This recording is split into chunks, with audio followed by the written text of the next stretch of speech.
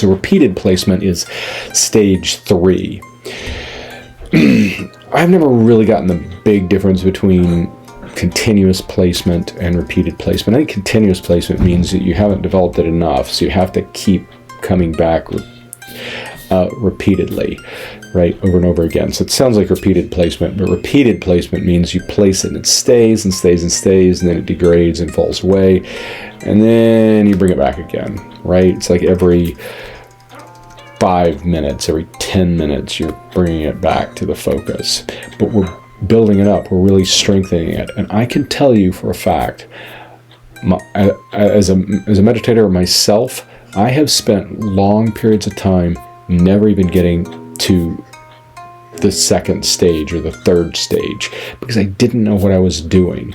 It literally, there's not much instruction out there like this, even though it's completely known, public, ancient meditation technique, and you can apply it. This 9 stages, you can apply it to any other meditation, the 4 foundations of mindfulness, any tantric practices, whatever, you name it. This is the baseline for it. And once you work with this and master it, you'll be able to go into whatever meditation you want. Manifestations, great cosmic visualizations, wealth attraction, it doesn't matter. It all begins with this ability to sustain focus, because if you can't sustain focus on something, then you're not really meditating on it, are you? You're just thinking about something else. So in repeated placement, stage 3, we're learning to recognize more quickly when the mind has wandered, and we bring it back without getting frustrated, without getting upset. So this stage is about deepening the Shinjong. It's about deepening the mindfulness and really working more and more with mindfulness. It's like bringing a wandering puppy back with the leash. Each time you return, you strengthen the ability to focus. I pet my dog. You see, petting the dog is one of the most relaxing things you can possibly do. So at this stage, we're working with some of the things, and I'm including a chart here. It's the area here is preparation, meaning we're preparing to actually meditate. We're not yet into actual meditation. The power is hearing and contemplation. You're hearing right now. Contemplate this. Think about it. Think about the benefits of meditation, how you want to attain them, what meditation really means. The obstacles, of course, are still laziness. It still applies, and forgetting the instructions, not remembering what you're doing. So the antidote is obviously to get to the cushion, to overcome laziness, and secondly, to remember the instructions, to actually bring the mind back to the breathing. The experience, there's said to be different experiences at different phases of meditation. So from the first to the third phase, the experience is said to be the mind is moving, it's wandering, it can be like a waterfall of thoughts. Especially at the second and third stage, we start to see many, many more thoughts because we've slowed the mind down just enough and we've focused internally enough that we see how busy mind actually is. That is a good thing. It's good to have that.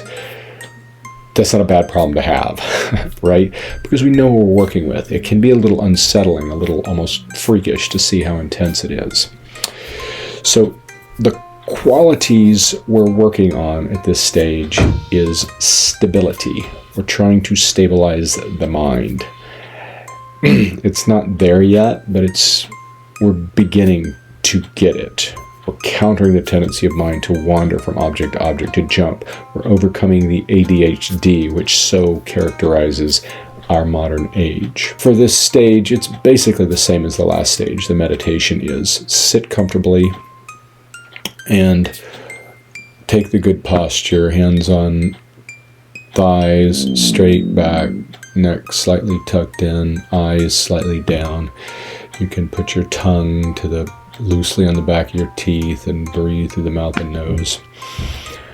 And then focus your mind on the breathing. Count the breaths to 21 breaths for stage 2. After a couple of days, and that becomes comfortable, move on to stage 3 and try and bring it to 108 breaths. When it wanders, bring it back to the breath of the breathing. And you can tighten your focus by just noticing the breathing as it comes out of the nostrils. This can be a very Vipassana thing for the Vipassana Theravada retreats. I don't like it. I think it's too tedious, too basic. There's not enough exploration of mind. But it helps the mind to maintain focus. If you find it's a little too tedious, they say things open up after doing this for a long time.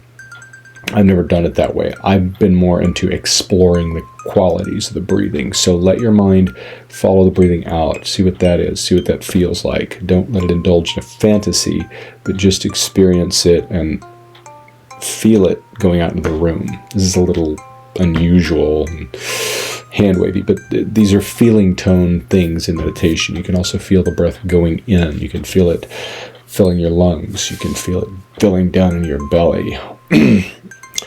But breathe normally. Don't change or alter the breathing. You can also have this sense of the breathing filling through the whole body as it enters the bloodstream and goes to the cells. You're connecting the breathing to the process of life. Lots of things you can do, just the in and out flow of breathing, the flow of life itself. These can be very powerful meditations, and they're worth doing as you do this. It can create a very powerful interest, and it has a lot of benefits. I don't want to go into those right now. We'll get more into the benefits of meditating on the breathing as we go along. So, as you try it, come back and ask some questions in the comments. I like to answer questions, and I like to plan future videos based on the questions. And if you have any questions right now, then put them down there, and I'll see what I can do to answer them. So progress is going to be gradual, but when you steadily do this progress, it'll tend to maintain itself. It won't. You might get really good for a while, and then it degrades, but it will never go all the way back. So it's a slow, steady up and down, right? But generally, the direction is up.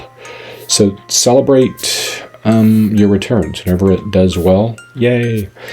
And aim for your daily sessions, 5 to 10 minutes. So stages 2 and 3 are going to start to see some real progress if you stick with it and if you make a commitment to it. The sustaining of focus and mastering the art of coming back, you're really preparing yourself for the deeper stages of focus, stability especially, which begins to happen strongly at stage 4, and after that is clarity.